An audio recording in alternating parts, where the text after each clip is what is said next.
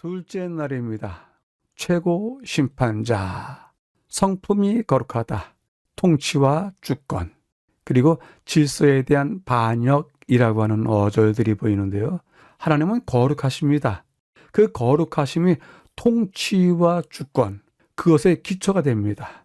그리고 그 거룩하심이 하나님께서 이 땅에 정의와 평화로 이 땅을 이끄시는 것에 대한 또한 기반이 됩니다.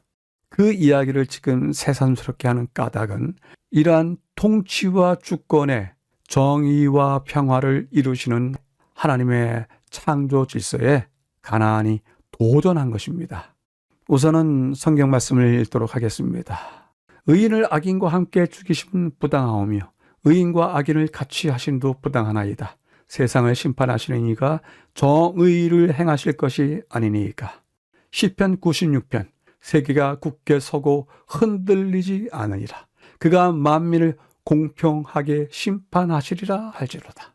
이 두 말씀에 의하면 첫 번째 말씀은 아브라함이 하나님께 항의하는 속에서 나오는 것인데요. 항의일 수도 있고 간구일 수도 있는데요.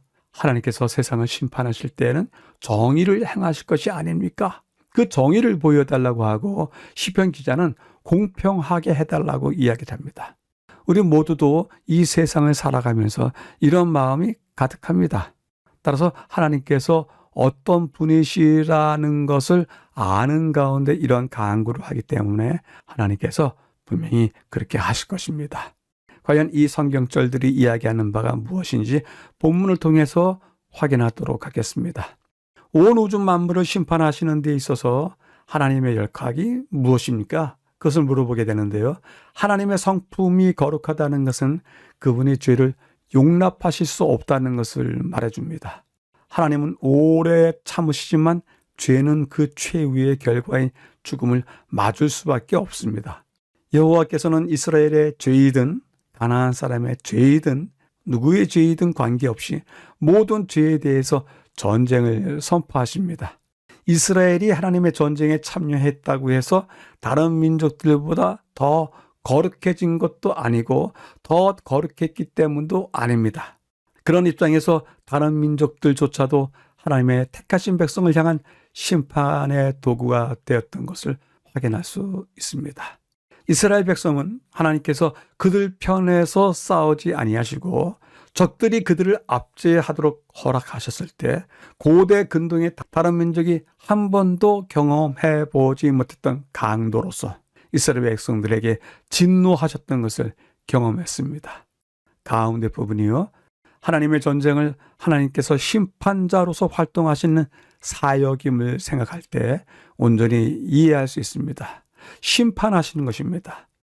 이러한 관점에서 보면 이스라엘의 정복 전쟁은 다른 성격을 지니게 됩니다. 고대 세계나 오늘날도 흔히 보는 전쟁은 제국주의적인 입장에서 영토를 확장해 나가는 것이 우선이지만 이스라엘의 전쟁은 자신의 영광을 위한 것이 아니라 그 땅에 하나님의 정의와 평화를 세우기 위한 것이었습니다. 따라서 하나님의 전쟁 개념을 이해하는 데에는 하나님의 통치와 주권이라는 개념이 함께 있고 이는 하나님을 왕이나 심판자로서 나타낼 때 그것이 중요한 것처럼 하나님을 용사로 묘사할 때 역시 마찬가지입니다. 용사로서 여호와는 심판자가 되셔서 법의 통치가 이루어지게 합니다. 그것이 바로 하나님의 통치와 주권이라는 개념을 세우는 방법입니다. 그분은 법의 통치를 세우시고 유지하시기 위해서 싸우시는 분으로 나타나는 것입니다. 이것이 하나님의 성품을 반영하는 것입니다. 싸움이 오히려 하나님의 성품을 반영하는 것입니다. 왜냐하면 하나님께서는 이 세상을 통치하시고 그분의 주권으로 다스리시며 유지하시기 때문입니다. 마지막 부분에서는요. 하나님께서 전사로 나타나시는 것은 심판자나 왕의 모습과 마찬가지로 여호와께서 당신이 세우신 질서에 대한 반역을 영원히 용납하지 않으실 것을 분명히 보여줍니다. 따라서 여호와께서 하시는 일의 목적은 결코 전쟁을 승리로 이끄는 데 있는 것이 아니라 정의와 평화의 회복인 것을 확인할 수 있습니다. 결국 하나님께서 모든 행위의 주체시라면 재판과 전쟁을 벌이는 것, 그 또한 정의를 실현하는 것, 본질적으로 동일한 일인 것이 확인이 됩니다. 교훈은 다음과 같이 이야기합니다. 공의 못지않게 사랑도 이들의 죄에 대한 심판이 집행되어야 한다고 요구했다. 하나님께서는 당신의 백성의 통치자이실 뿐 아니라 보호자이시다. 그분께서는 반역에 고착된 사람들이 다른 사람들을 파멸로 인도하지 않도록 그들을 죽게 하신다. 가인의 목숨을 살려두심으로 하나님께서는 죄를 처벌하지 않고 방임하는 결과가 무엇인지를 온 우주에 예증해 보여주셨다라고 전하고 있습니다. 둘째 날을 요약해 보겠습니다.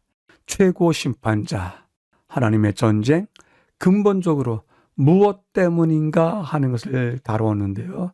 거룩하신 성품이 하나님께서 전쟁을 하시도록 하신다.